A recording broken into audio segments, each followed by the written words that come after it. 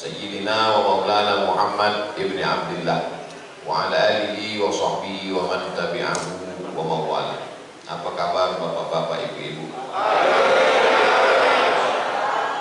Alhamdulillahillazi ahyana ba'dama amatana wa ilaihi nusyur. Saya yakin dan percaya pasti panitia tidak menduga jamaah ini akan seramai ini. Dianggap ini sholat subuh, setelah itu ada beberapa orang kumpul, setelah itu duduk-duduk ceramah. Tapi ternyata Lampung tidak seperti itu.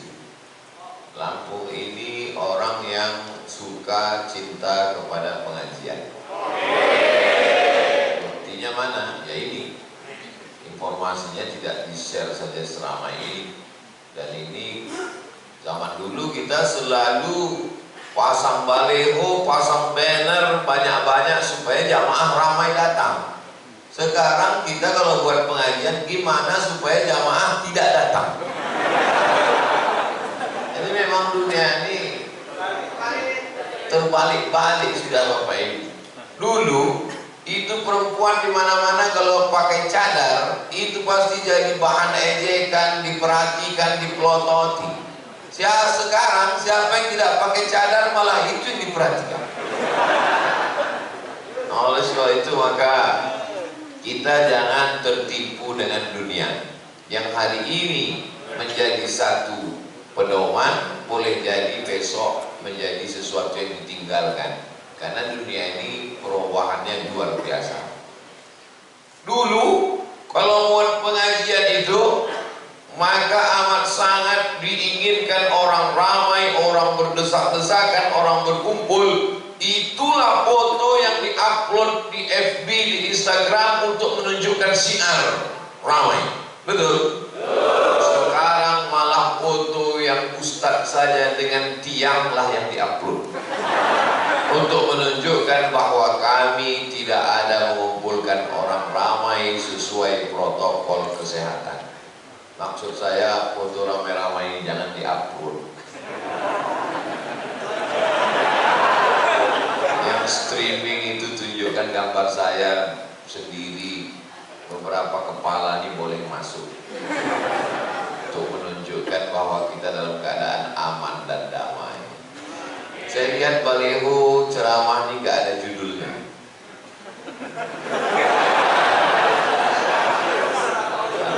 Terserah Ustadz mau ngomong apa. Di situ ada gambar Ustadz Abdul Somad, di samping Ustadz Abdul Somad ada gambar Haji Dasril Sultan Baginda. Haji Dasril merantau dari kampung halaman ke Jakarta, berkenalan dengan ulama dari bumi Minangkabau, namanya Haji Abdul Malik Karim Abdullah. Orang Minang tidak punya kamar di rumahnya. Orang Minang tinggal di surau. Maka orang Minang itu pasti pandai dua. Yang pertama mengaji, yang kedua basile. Orang Minang pandai basile, tapi tak pandai manjile. Orang Minangkabau kalau dia merantau maka dia dekati surau, karena dia dibesarkan di surau, maka dia pasti akan azan, dia akan sholat berjamaah. Itu Minangkabau. Jadi kalau ada orang Minangkabau tidak ke surau, itu bukan Minangkabau, itu Kabau. Maka begitu dia merantau ke Jakarta, menyeberangi pulau Sumatera ke pulau Jawa, maka yang dicarinya pertama adalah ulama. Kenapa? Karena mereka adalah orang yang negerinya, anak mudanya didekatkan dengan ulama. Ini pelajaran yang pertama.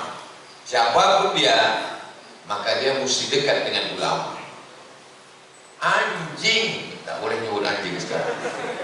Jangankan nyebut anjing, yang mirip-mirip anjing aja nggak boleh. Tidak boleh disebut pantang. Tapi dalam Al-Quran, lebih spesifiknya lagi dalam surat Al-Kahfi, disebutkan tentang takut. Dalam satu ayat disebutkan 4 kali dalam surat Al-Kahfi. Kenapa? Padahal ini najis luar biasa. Bulunya aja najis, apalagi air liurnya. Kalau sampai ada bejana dijilat oleh seekor anjing, maka seluruh air bejana, nampan, tempayan, ember ditumpahkan semuanya, dan mesti disiram dengan 7 air. 1 dengan air bercampur dengan air tanah. Tapi dalam surat Al-Kahfi anjing disebutkan. Mengapa? Karena dia dekat dengan orang soleh. Makanya di antara hewan-hewan, kambing, lembu, sapi disebut biasa surat Al-Baqarah tentang zakat. Tapi seekor anjing, wahyu tidak turun gara-gara anjing. Mana yang tidak turun itu? Surat Ad-Duha lama tidak turun, sampai akhirnya datang seorang perempuan namanya Khawlah. Dia masukkan batang sapu ke bawah tempat tidur, dia tarik seekor bangkai anak anjing, setelah dibuang barulah turun.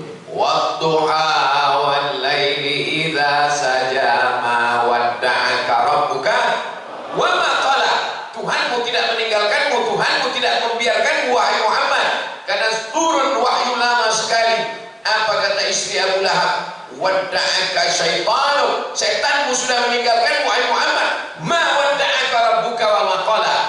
Tuhanmu tidak meninggalkanmu. Turun setelah sebulan. Mengapa turun wahyu lambat? Ketika Jibril datang, Nabi bertanya, Jibril, kenapa kau lama baru turun? Kata Jibril, kami tidak turun ke dalam rumah kalau di situ ada. Oleh sebab itu, walaupun dia najis, walaupun dia kotor, najisnya najis berat mu'allazah, malaikat tidak turun. Tapi sesungguhnya kalau dia dekat dengan ulama, maka Allah menyebutkannya beberapa kali dalam Al-Quran. Pelajaran iktibar luar biasa. Kemanapun kita merantau, dimanapun kita pergi, mendekatlah dengan al-ulama warasatul anbiya. Itu makanya saya setiap ceramah kemana-mana pasti silaturahim ke Buya, ke Kiai, ke Tuan Guru, ke Habib yang masih hidup maupun yang sudah meninggal. Kalau sudah meninggal saya ziarah ke makamnya. Ketika saya ceramah ke Pulau Sabang, dari Sabang sampai Merauke. Ketika ziarah sampai ke Pulau Sabang, saya dibawa ziarah ke makam tua. Ternyata yang penyebar agama di Pulau Sabang itu dulu orang Minangkabau yang mau pergi haji. Karena Aceh itu disebut Serambi Mekah. Kenapa disebut Aceh itu Serambi Mekah? Karena sebelum ke Mekah, orang ke Aceh dulu. Di zaman Belanda, di Pulau Sabang itu ada asrama haji. Kami datang ke asrama haji itu, gedung bangunan tua. Di sinilah Ustaz Somad dulu jamaah haji datang berkumpul di sini. Lalu kemudian setelah mereka manasik pelatihan haji, semua kapal laut dari mulai Papua, Sulawesi, Kalimantan pasti melewati Pulau Sabang. Karena disitulah tempat berkumpulnya. Itulah maka disebut dengan Serambi Mekah. Karena orang sebelum masuk ke rumah lewat serambinya dulu. Kecuali maling lewat jendela. Nah, lalu kemudian ada seorang ulama ketika dia akan berangkat haji, dia menyebarkan agama Islam. Sebagian masyarakat sudah muslim, tapi dia mengajarkan bagaimana cara sholat, bagaimana cara puasa, bagaimana cara berzakat. Lalu kemudian terjadilah penyebaran agama Islam yang luar biasa. Lagi-lagi dalam kitab Ta'limul Muta'allim, Ta'limul Muta'allim, orang yang dekat dengan ulama, maka anak cucunya salah satunya pasti nanti dijadikan Allah salah seorang daripada ulama. Orang tua saya termasuk orang yang suka berkhidmah kepada ulama. Almarhumah mak saya, kalau ada tuan syekh, tuan guru, kiai, buya datang, itu pasti diundangnya ke rumah. Dulu ada seorang penceramah datang ke kampung kami, diundang datang ke rumah, silaturahim. Setelah itu baru diajak ngobrol. Ustadz ada punya sekolah? Ada. Bisa menerima anak kami mau sekolah di sana? Bisa. Langsung kelas 3 bisa Pak Ustadz? Berarti anaknya nakal. Kami tidak terima anak pindahan. Kami hanya terima anak yang masuk dari kelas 1, anak baru. Tolonglah Pak Ustadz. Enggak bisa. Akhirnya ditawar-tawar, bisa. Mana anaknya? Bawa sini. Dibawalah anaknya. Nama anaknya Abdul Somad. Karena saya sekolah kelas 1 lain, kelas 2 lain. Habis itu enggak sekolah, malas sekolah. Inilah ustadz yang menyelamatkan. Jadi saya diselamatkan oleh ustadz. Kalau saya tak merasa saya ustadz. Saya tidak ustadz, saya profesor doktor. Ustadz itu bahasa Turki, profesor itu bahasa Inggris. Artinya sama, podo. Makanya kalau ada orang Mesir, al-ustaz, ad-doktor, itu artinya profesor, doktor. Cuman orang kita merendahkan yang tinggi jatuh ke bawah. Tempat kita ngajar ikro, ustaz. Jual obat kuat, ustaz.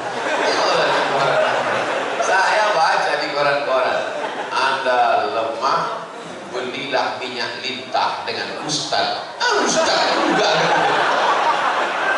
Dulu asalnya nama saya itu nggak ada pakai titel panjang-panjang juga. Saya begitu pulang, jangan baru tulis panjang-panjang, tulis saja Abdul Somad, Ustaz Abdul Somad cukup. Saya bilang, asal muasalnya saya pakai LCMA itu gara-gara ustaz-ustaz dirusak namanya. Oleh sebab itu maka mendekatlah kepada para alim ulama, harum semerbak. Kalau dekat dengan tukang parfum, insya Allah dapat wanginya.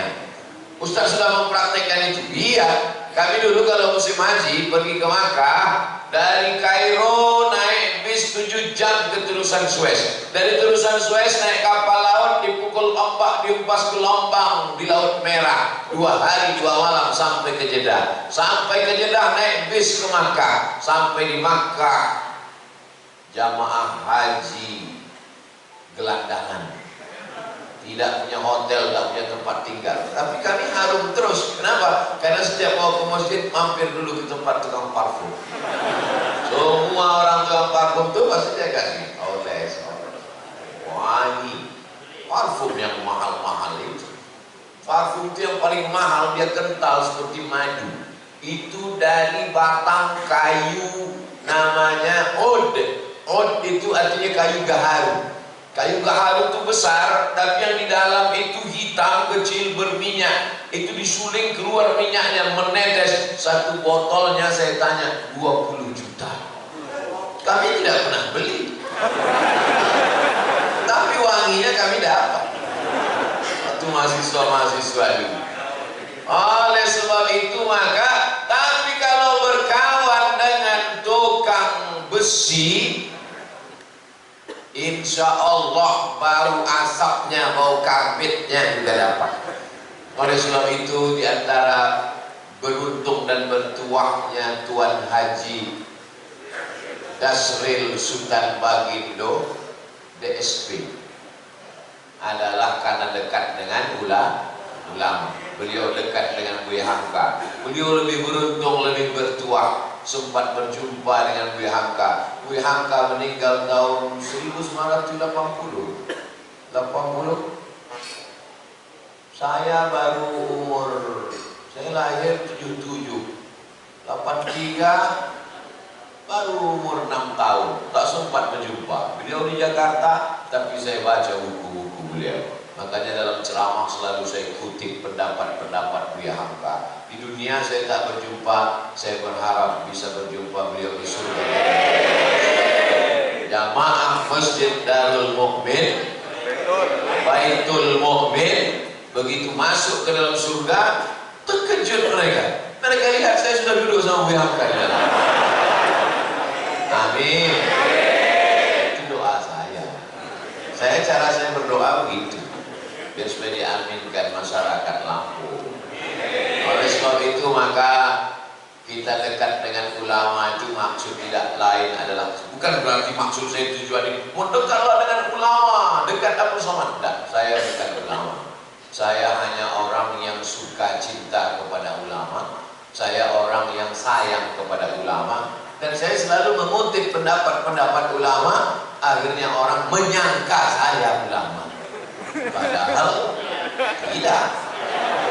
Sampai sekarang saya tak punya kartu Majelis Ulama Indonesia. Dan dulu ketika ada sertifikasi Ustadz 200, saya tak masuk. Oleh sebab itu maka kita selalu berdoa supaya anak-anak kita menjadi orang yang cinta pada ulama. Saya yakin dan percaya itu dulu doa kakek saya, doa mbah saya, doa datuk-datuk saya dulu. Kata datuk saya, cucuku yang ini jangan masukkan sekolah umum, masukkan dia sekolah agama. Tapi saya mau masuk SD. Saya tak mau masuk agama, saya mau masuk SD, saya mau celana merah. Saya nggak mau pakai peci. Dimasukkanlah saya ke SD. Kepala sekolah SD itu kakak ibu saya. Begitu sampai di rumahnya, saya masih ingat, pegang telinga kanan, pakai tangan kiri. Nggak sampai, nggak boleh masuk. Jadi gimana? Akhirnya saya masuk madrasah ibtidaiyah. Rencana masuk SD tidak diterima. Sampai sekarang SD itu menyesal. Hampir saja mereka punya alumni profesor doktor. Sombongnya kuman. Karena saya dipesankan sekolah agama. Akhirnya saya masuk madrasah ibtidaiyah. Setelah itu madrasah sanawiyah. Habis itu madrasah aliyah. Habis itu S1-nya Al-Azhar, S2 ke Maroko, S3 ke Sudan. Dari awal sampai akhir, dari hilir hulu ke hilir, pangkal ke ujung, saya sekolah agama.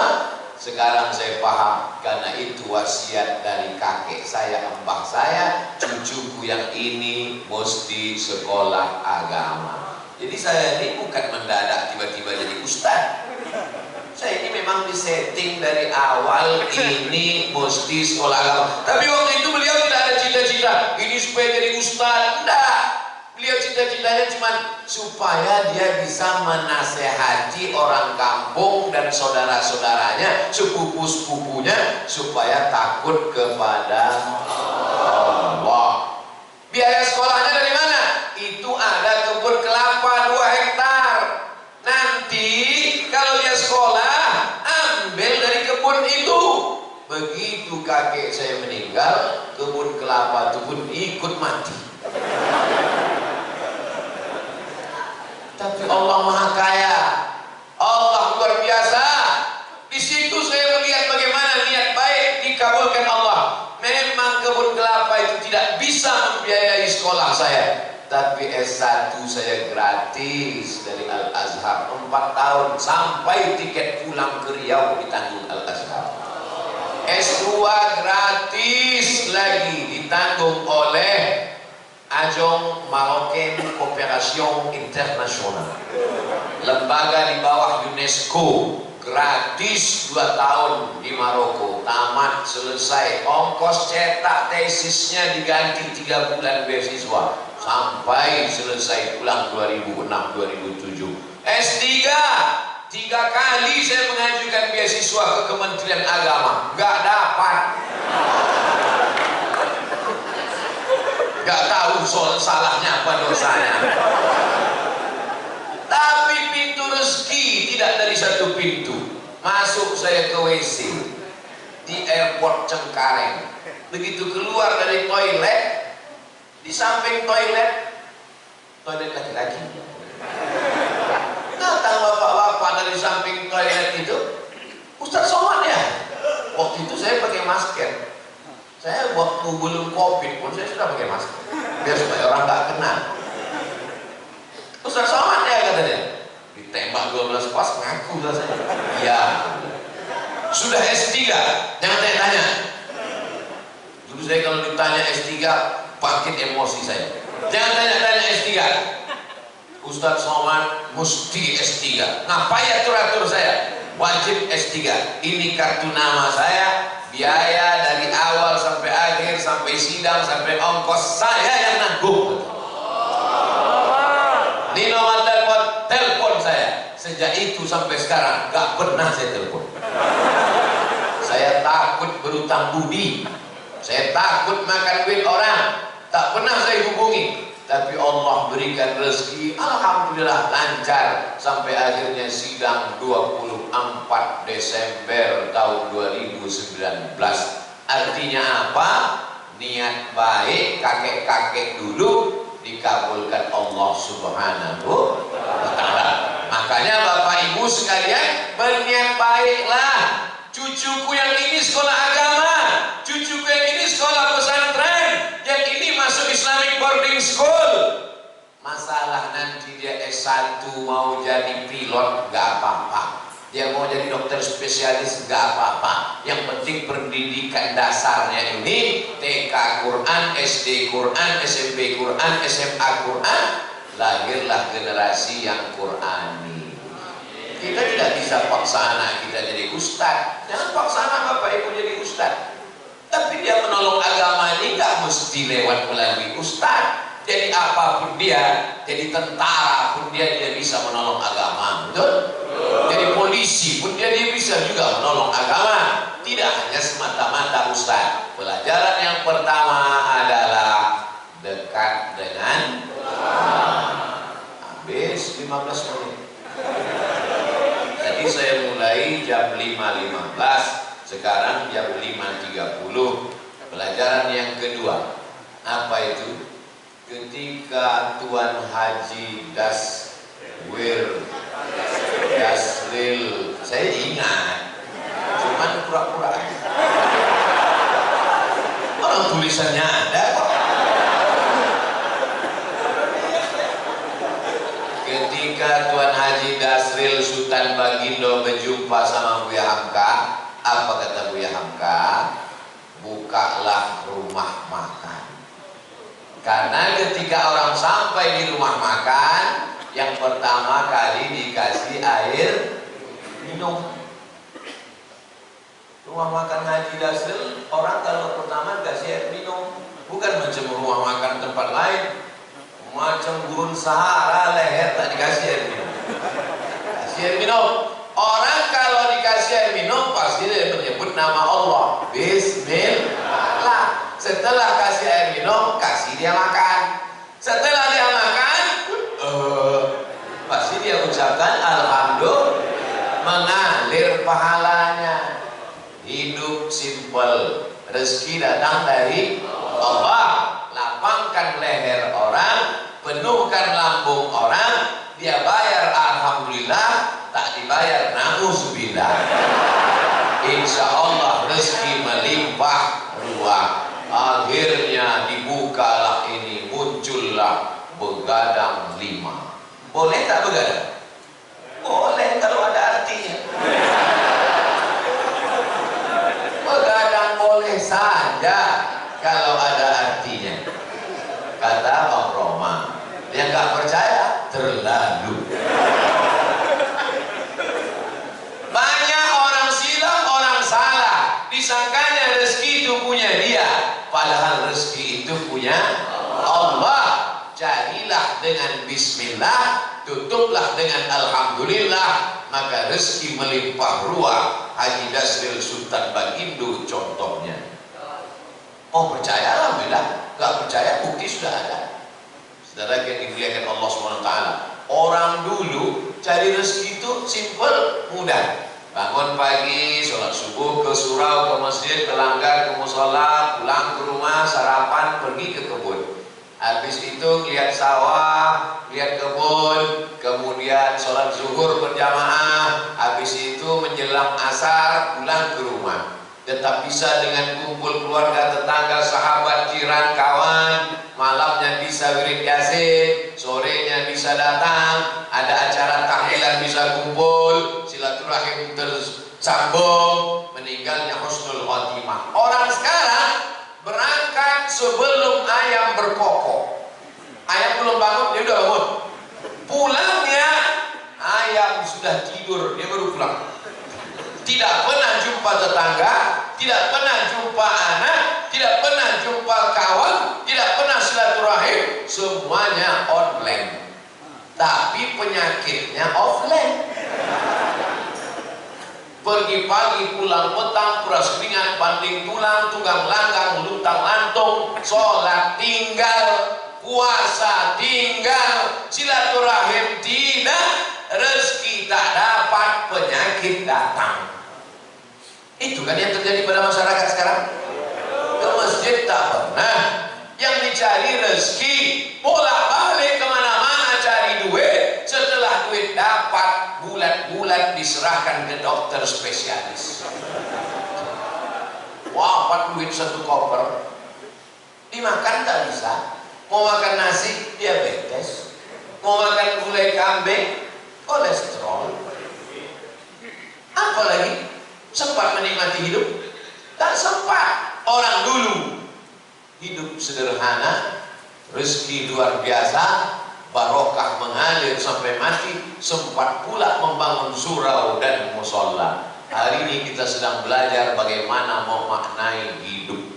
Berangkat pagi, kena macetnya 2 jam, pulang sore, macetnya 3 jam, sampai di rumah sudah teler. Sholat tinggal, puasa dikodok di hari tua sudah kena mah akun khusus dipotong.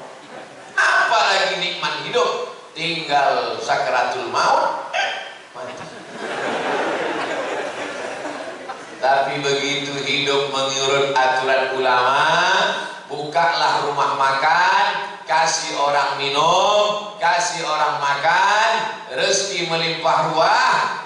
Tapi kalau ada hutang 555 perak, yang 5 perak mesti dibayar. Pesan Buya Hamka, 555 perak hutang engkau kepada non muslim, yang 5 perak mesti kau bayar. Kenapa? Karena kalau tak kau bayar, kau akan cari dia di akhirat. Kemana kau mau mencari dia? Itu dipegang oleh Haji Dasril Sultan Bagindo sampai umur 79 tahun. Amanah, jujur, kata orang sekarang, berintegrasi, berintegritas, berjujur, amanah. 5 perak guys.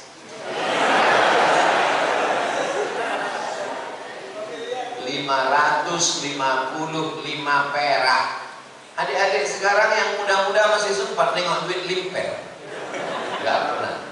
Yang senyum berarti sudah tua. Saya masih sempat beli kompor limper 5 perak, gambar burung. Duitnya itu tidak terlalu terang. Kalau duit 100 terang dia. Duit 5 perak, 5 perak kata Buya Hamka, kalau kau curang, maka nanti kau akan membawa kecurangan itu pada hari kiamat. Itu dipegang Haji Dasril sampai hari ini. Ustaz kok tahu? Ya, saya kan sebelum ceramah saya cari bahan dulu.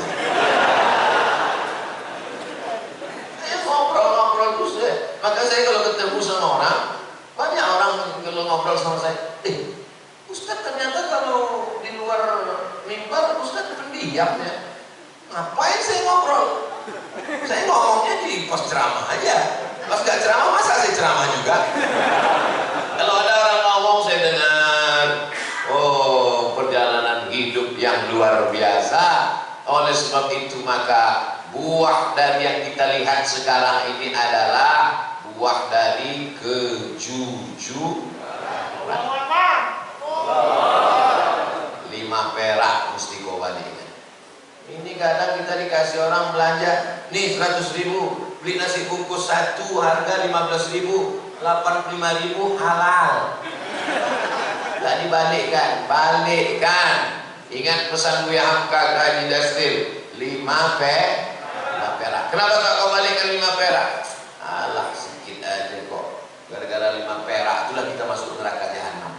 Malunya. Kenapa dia masuk neraka? Korupsi 5 miliar. Bangga kan? Kenapa masuk neraka? Karena menggelapkan APBN. Keren kan? Kenapa masuk neraka? Karena 5 perak. Nerakanya sama pula tuh. Bukan neraka 5 miliar sama 5 perak lain.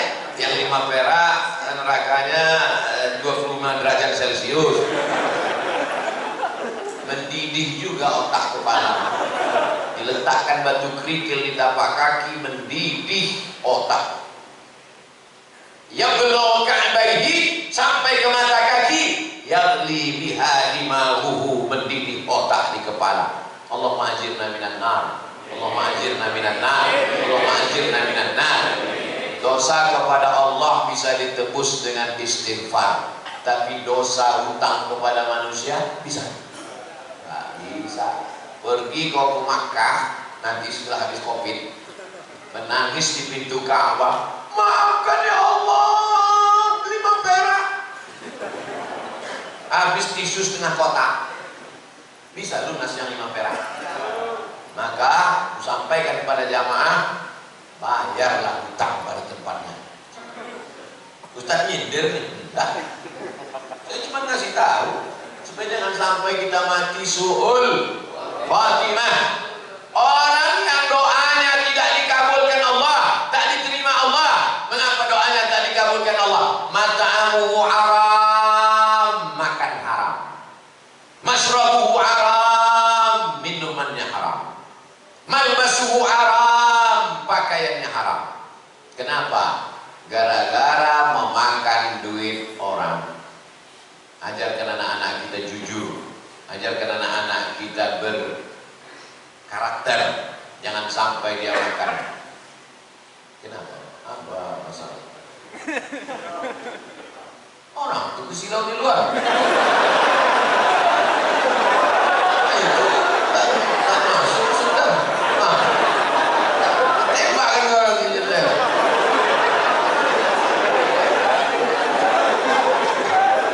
Bagus saya bilang jangan aniaya orang. Masya Allah. Ibu-ibu itu layar di atas hidup. Kenapa tak ditonton layar itu? Ada layar dua tak ditonton. Itu panitia tidak mau zolim, makanya dipasang layar. Di luar pakai ada layar mereka. Itu juga mereka sangat takut matahari terbit. Karena kalau matahari terbit gambar itu hilang. Layar itu kan adanya kalau gelap kan. Macam nonton layar tancap mereka. Tapi insya Allah walaupun mereka di luar, mungkin mereka lebih dulu masuk surga dari kita. Mungkin. Man kharaja fi talabil ilmi, siapa yang keluar rumah untuk menuntut ilmu, bahwa fisabilillah, maka dia sama dengan orang berjihad fisabilillah. Pelajaran yang kedua, apapun profesi kita, carilah profesi yang melapangkan kesulitan orang lain, yang mengenyangkan perut orang, yang melapangkan tenggorokan orang, yang memudahkan urusan orang, maka dimudahkan pula urusan hidupmu insya Allah. Jadi sekarang orang ini otaknya sungsang. Kalau bisa dipersulit, kenapa dipermudah? Begitu kan prinsip orang sekarang? Dipersulit, dipersusah, diperpayah. Begitu orang minta, Pak, bisa nggak dipermudah? Wani biro. Bayar berapa? Dunia ini tak sampai setengah sayap nyamuk. Kau tangkap nyamuk, ambil sayapnya sebelah. Itulah dunia. Itulah yang kau kejar dengan cara haram. Bantai saja, hantam kromo, sikut kiri, sikut kanan. Padahal yang dicari itu cuma setengah sayapnya. Oh, dunia kau kejar, akhirat melayang. Akhirat yang kau cari, dunia datang bersimpuh di bawah tapak kaki. Kalau tak percaya, tanya sama Haji Dasril Sultan. Cemana dunia ini bisa datang ke tapak kakinya? Kejujuran, jangan makan duit orang walaupun 5 perak. 5 perak tak ada lagi Pak Ustaz, terserahlah, payah kan ceramah. Siap kita didik anak-anak kita jujur. Saya dulu kalau pulang bawa mobil-mobilan main-main, ditanya, dapat di mana tadi? Di jalan mak. Punya siapa?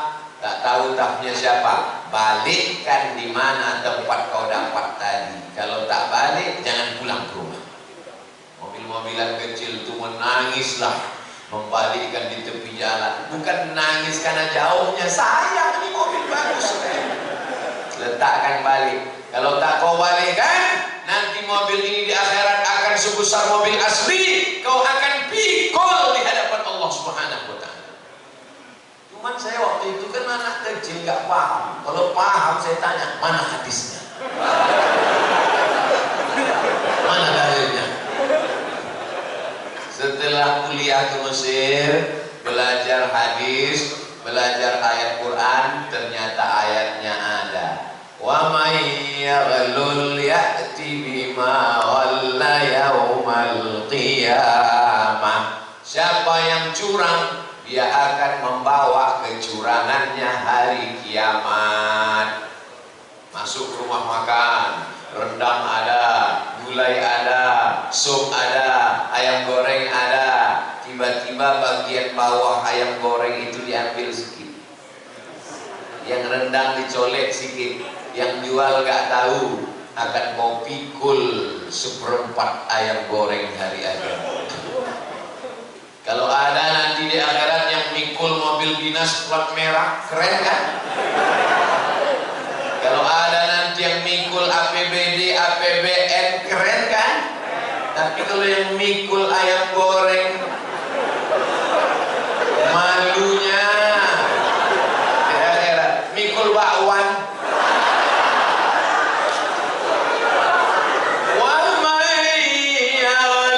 Siapa yang curang, ya'ti bima walla yaumal qiyamah. Kau akan membawa kecuranganmu pada hari kiamat. Dosamu kepada Allah, sholat sunat taubat 2 rakaat, beristighfar, selesai. Tapi dosa kepada manusia bisa. Berapa banyak orang bersalah kepada Haji Dasril, tak berapa goreng ayam, tak berapa rendang sudah diselundupkan orang, pakai bungkus tisu masuk ke kantong. Rugikah dagangannya? Tumpurkah bisnisnya? Tidak. Siapa punya rezeki? Allah. Iya karena abudu, iya karena selesai 2 masalah. Masuk masalah yang ketiga. Apa yang dicari dengan bisnis-bisnis ini? Buka rumah makan 1, berhasil. Buka begadang 2, berhasil. Buka begadang 3, berhasil. Buka gak bisa tidur malam, berhasil. Begadang pun tak bisa tidur malam. Yang dicari ini sebenarnya apa? Dunia ini kalau dikejar macam menelan air garam, makin ditelan makin haus, makin ditelan makin terbakar. Laukana libni Adam wadiyan min zahab, seandainya manusia itu punya satu lembah dari emas, ada gunung, ada bukit, ada emas, apakah dia akan berkata cukup 1? Pasti dia akan minta tambah. Tapi beda dengan yang satu hamba Allah ini, dibuka usaha ini banyak untuk bangun emas. Dibuka usaha ini banyak. Ustaz Abdul Somad, ini ada tanah 2,5 hektar, sudah dibangun kelasnya lebih 30, sudah dibangun kantornya, musola masjidnya, 60-70% siap. Ambillah Ustaz Somad. Ustaz Somad takut. Nanti kalau Ustaz Somad ambil ini, berarti mesti tinggal di sini, harus buka cabang di sini. Haji, saya kemari dalam setahun cuma 3 kali saja. Karena saya ada tim 14 dari Sabang sampai Papua, Brunei Darussalam, Sarawak, Malaysia, dan dunia ini semua.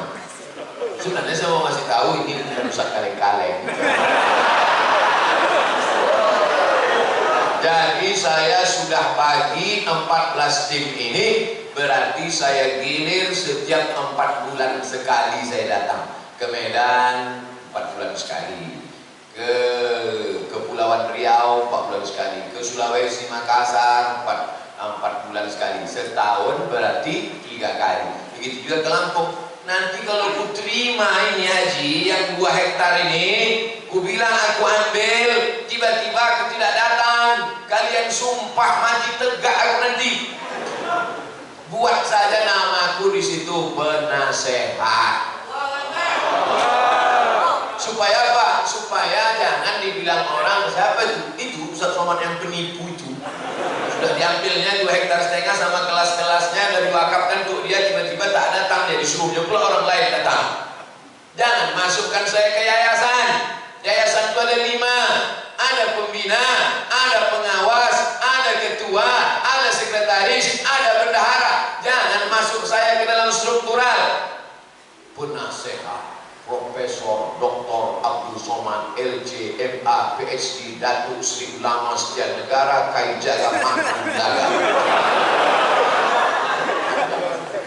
Nanti kalau aku datang kemari setiap 4 bulan, kumpulkan guru-guru ini, kumpulkan orang yayasan ini, baru kita nasihati mereka. Bagaimana supaya anak-anak ini hafal Quran, bagaimana supaya wali murid ini masukkan anaknya, bagaimana supaya anak muda ini selamat dari narkoba, selamat dari zina. Maka kita nanti berkawan di dunia, bertetangga kita di surga insyaallah. Karena kalau sampai ku ambil 2 hektar ini harganya 1 meter berjuta bermiliar, datang jahat otakku nanti, datang khianatku nanti. Aku ingin jangan sampai kita rusak hubungan gara-gara harta dan materi. Buatlah yayasan, masukkan dia dalam wakaf. Karena kalau sudah dibuat yayasan, la yuhabu, tak bisa dihibahkan ke orang lain, wala yurasu, tak bisa diwariskan, wala yubahu, tak bisa dijual belikan, kekal abadi sampai hari kiamat, mengalir pahalanya ke makam kita haji. Nanti anak-anak itu akan baca Quran haji. Anak-anak itu malam nanti akan tahajud di masjid itu. Pagi-pagi mereka akan belajar, maka pahalanya mengalir ke makam kita haji. Itulah yang mau kita cari di dunia ini. Lapang makamku, terang kuburku, lapang pula makammu. Adapun makam jamaah ini kita belum tahu. Kalau makam kami dah selesai, makam jamaah uruslah masing-masing. Masa kami juga yang urus makam? Jadi banyak orang sekarang yang dipersiapkannya rumah menjelang pensiun. Alhamdulillah Pak Ustadz, saya pensiun 2 bulan lagi, tapi 100 pintu kos-kosan sudah sedia. Mohon Ustadz nanti tanda tangan prasastinya ya. Pada niatnya dalam hati mau manas-manasi saya. Disangkanya saya tergoda. Wih! Saya tidak tergoda dengan itu. Karena belum tentu kita sampai pensiun malaikat maut datang. Tapi ketika yang dibangun masjid, yang diwakafkan pesantren tahfiz Quran, itulah yang membuat saya cemburu luar biasa. La hasada illa fisnataini, tak boleh cemburu hasad kecuali pada 2 perkara. Yang pertama, rajulun atahullahu malan, ada orang yang dikasih Allah harta, dipakainya harta itu pagi, siang dan malam untuk menolong agama Allah. Itulah yang mesti kita cemburu. Adapun orang yang jadi pejabat tinggi paling lama 2 periode, itu pun kalau tak datang KPK. Adapun orang kaya karena mengejar dunia, tak perlu kita cemburu, karena rumahnya tinggal, mobilnya tinggal. Tapi kalau orang bangun masjid, masjidnya tinggal, pahalanya mengalir. Ustaz Somad, itu ada orang kaya Pak Ustaz, kondominiumnya 100 lantai ke atas, 100 lantai pun ke bawah. Di lantai bawah tuh Pak Ustaz, air semua, macam tinggal di akuarium Pak Ustaz. Saya tidak terpukau, saya tak cemburu sedikit pun, karena yang 200 lantai itu kalau dia mati tinggal. Tapi kalau dia bangun 2 hektar dengan 30 sekian kelas, dengan surau langgar musola, dengan penghafal Quran.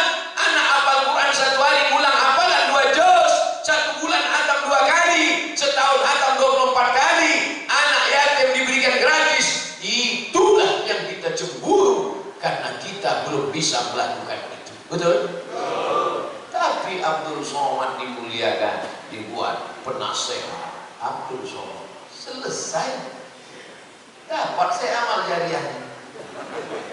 Tapi belum tentu pasti juga. Masih dalam tahap penjaga. Saudara yang dimuliakan Allah Subhanahu wa taala, wa ta'awanu 'alal birri wat taqwa. Tolong menolonglah kamu dalam kebaikan. Ini pelajaran untuk anak-anak muda. Cita-cita kalian mesti tinggi macam cita-cita Haji Dasril Sultan Bagi. Ini kadang anak muda nih, gimana rencananya ke depan? Ya udah mau siap S1 Pak Ustaz. Habis ini kau mau jadi apa? Ya mau ikut tes PNS nya Pak Ustaz. Kau PNS mana bisa bangun masjid? Gaji 2,5 juta sebulan. Semua kredit. Bangun rumah 3M, 3 kali minjam.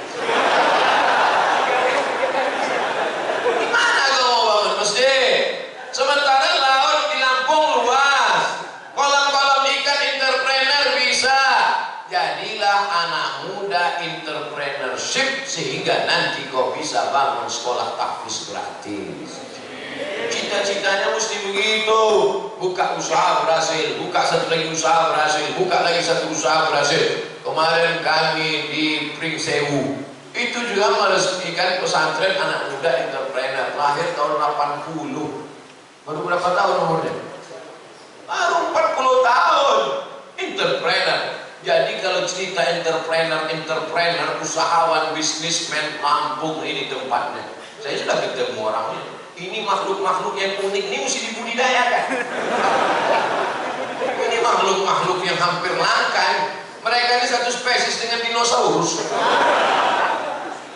Mudah-mudahan ilmu-ilmu mereka ini mendular ke anak-anak muda di Lampung. Banyak anak muda ini tidak punya kreativitas. Pergi kuliah pakai motor, knalpot disunat.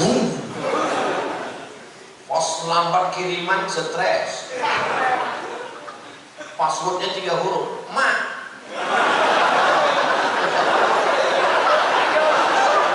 Apa ini? Makanya makhluk-makhluk yang unik ini saya sarankan mereka menulis buku. Bukunya adalah alam terkembang menjadi guru. Mereka tidak berguru di kelas, mereka tidak berguru kepada buku, tapi mereka menjadikan alam pengalaman perjalanan hidup mereka menjadi guru, sehingga mereka menjadi orang yang sukses dan berhasil sampai hari ini.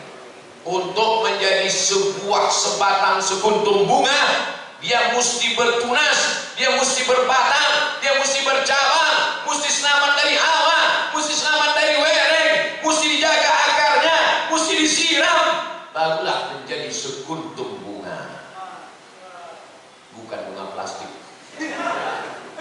Untuk jadi bunga saja prosesnya luar biasa, apalagi menjadi orang yang menghambakan diri kepada Allah. Sudah berapa poin saya sampaikan? Pertama, dekat dengan ulama.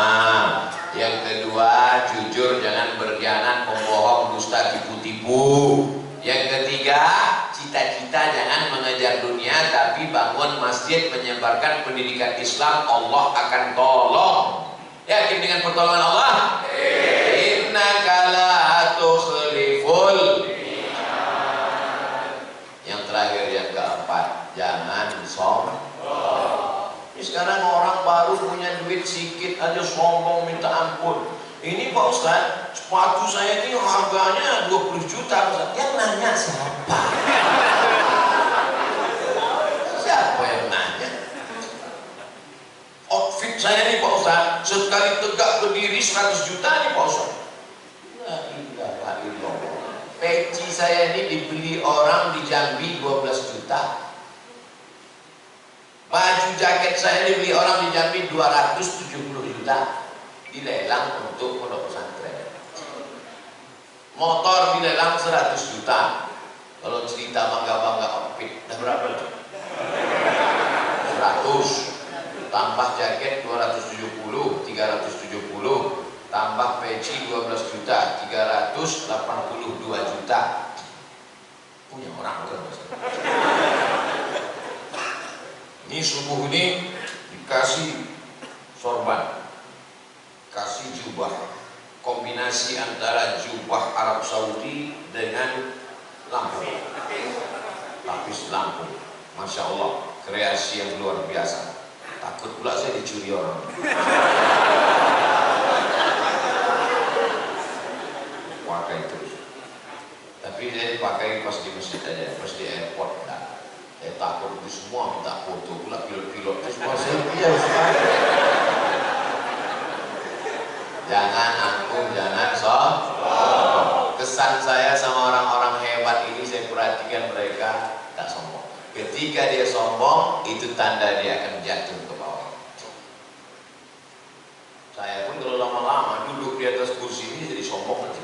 Itu makanya saya tak mau lama di sini, 60 menit turun.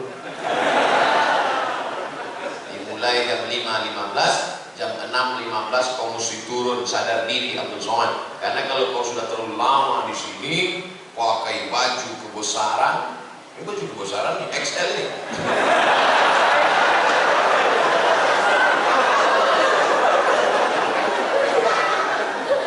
Pakai baju kebesaran, dikasih mikrofon, suara menggelegar, duduk di atas, semua orang di bawah, lama-lama merasa jadi Fir'aun.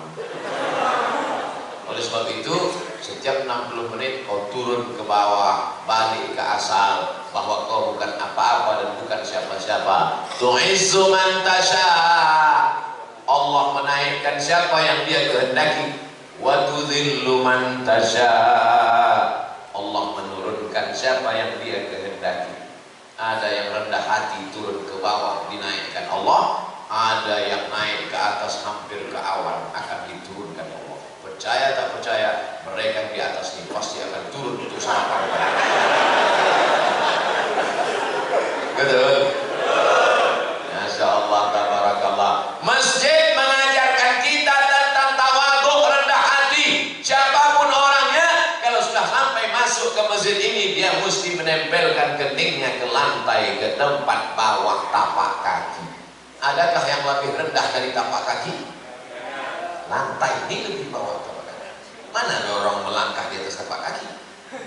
Lantai ini ditempelkan kening ke lantai. Mentang-mentang Haji Dasril yang bangun masjid, tiba-tiba pas sujud, Haji Dasril enggak sujud ke lantai. Kalian aja, aku yang punya masjid sujudnya ke tiang. Nggak bisa. Semuanya menempelkan kening ke lantai, dan ketika kening menempel ke lantai, saat itu kau rendahkan dirimu dan kau katakan Subhana Rabbiyal. Kalau kau menyelamatkan dirimu dari angkuh dan sombong, Allah akan menyelamatkan. Ada orang yang lapar, selamat. Ada orang yang haus, selamat. Ada suami-suami yang datang urusan dari Jakarta mau bisnis ke Lampung, selamat atau tidak? Selamat. Tinggal di mana sekarang? Di hotel. Hotel apa? Hotel Syariah Nusantara. Tenang istrinya kan? Karena dia tahu hotel Syariah tertulis di belakang pintu, yang tidak bawa surat nikah tidak dibenarkan masuk. Gimana sekarang? Hotel Syariah. Habis itu dia pergi ke konvensional.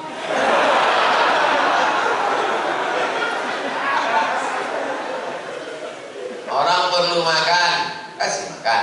Orang perlu minum, kasih minum. Orang mau ketenangan hati karena suaminya takut dilarikan pelakor, kasih hotel Syariah. Selamat dunia, selamat akhirat. Rendahkan diri di hadapan Allah. Disitulah akan turun rahmat-rahmat Allah Subhanahu wa ta'ala. Di dunia hasanah, otomatis itu Pak, otomatis tubuh. Kalau sudah di dunia hasanah, insya Allah fil akhirati hasanah. Di dunia morat marit, fil akhirah neraka jahanam. Kesian. Dunia tak dapat, akhirat melayang.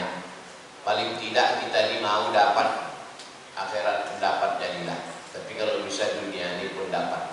Insya Allah yang hadir di majelis ini dunianya dapat akhiratnya. Berkah itu paling banyak diturunkan Allah waktu pagi. Siapa yang paling awal bangun paginya, dia yang paling banyak dapat berkahnya. Jangan sampai rezeki dipatok. Orang sekarang rezekinya dipatok ayam, dilarikan kucing, diterkam harimau, digigit covid. Habis bangun jam 11 siang. Malam apa kerja? Nonton bola. Kejar sana, kejar sini, kejar sana, kejar sini. Gak dapat, kasih orang lain. Bola itu bagus untuk kesehatan, tapi habis waktu karena itu. Zaman dulu orang main bola berkeringat, sekarang main bola tak berkeringat. Game online, berjudi pula, duit habis. Tiba-tiba datang tagihan ke rekening bapaknya. Bapak sudah kena denda 40 juta. Mana ada saya main judi? Anak bapak main handphone bapak. Banyak kejadian juga. Ustaz mengalami? Tidak, jamaah curhat. Oleh sebab itu kita jaga. Duit-duit haram itu ada aja caranya keluar. Dengan cara jantung koroner, dengan cara otak sakit, dengan cara demam, dengan cara macam-macam. Tapi bisa jadi juga bukan karena duit haram, karena Allah mau menghapuskan dosa-dosa. Jadi kalau ada yang sakit, jangan gara-gara pengajian saya ini nanti tetangga sakit, kau sakit ya, sudah duit haram itu. Tak selamanya begitu, bisa juga karena Allah mau menghapuskan dosa-dosanya. Tapi jangan juga tidak bisa dihukum semua begitu. Kau kenapa? Sakit, nah itulah banyak dosa kau dulu kan? Tidak selamanya begitu. Bisa jadi juga karena Allah ingin mengangkat derajatnya. 3 kalau kita kena ujian. Pertama, hapus dosa. Kedua, diangkat derajat. Yang ketiga, sebetulnya nama kita sudah masuk dalam list VVIP di surga. Cuman pas dicek amalnya kurang. Cek, ada nama dia ya Allah di VVIP, amalnya gimana? Kurang. Uji dia dengan penyakit. Ketika dia sabar, ditempatkanlah dia. Makanya kalau nanti menjenguk orang sakit, berikan motivasi itu. Kau sebetulnya udah masuk surga, cuman amal kau kurang.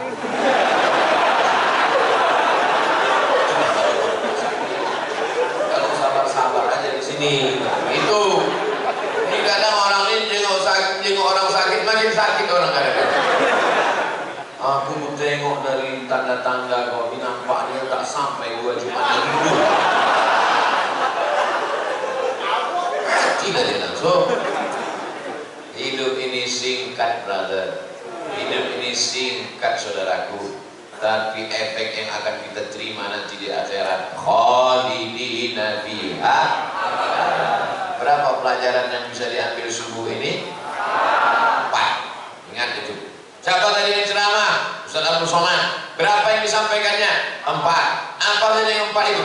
4 yang saya sampaikan ini tidak ada hubungan dengan calon kepala daerah dimanapun.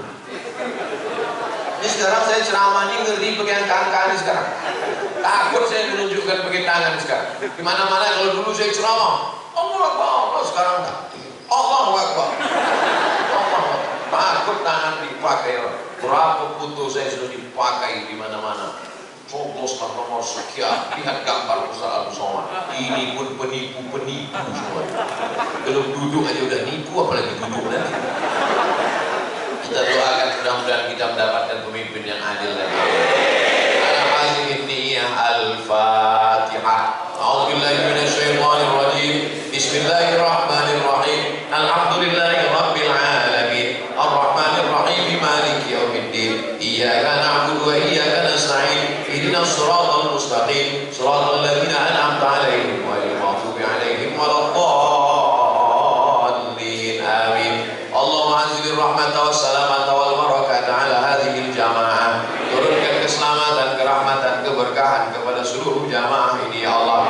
Bil khusus ala sahibi hadhil hajah. Bil khusus kepada sahibul hajat Tuan Haji Dasril Sultan Bagindo beserta seluruh keluarga. Awil umurahu, panjangkan umurnya ya Allah. Barik lahu fi arzaqihi, berkahi rezekinya supaya bisa dia membangun sekolah tahfiz Quran ya Allah. Allahumma barik lana fi amwalina, berikan berkah pada harta kami supaya kami bisa berwakaf, berzakat, berinfak dan bersedekah. Allahumma hafazna min kulli su' wa syarr, jaga diri kami dari segala perbuatan maksiat dan dosa. Rabbana hab lana minas shalihin, jadikan anak kami anak-anak yang saleh dan salihah.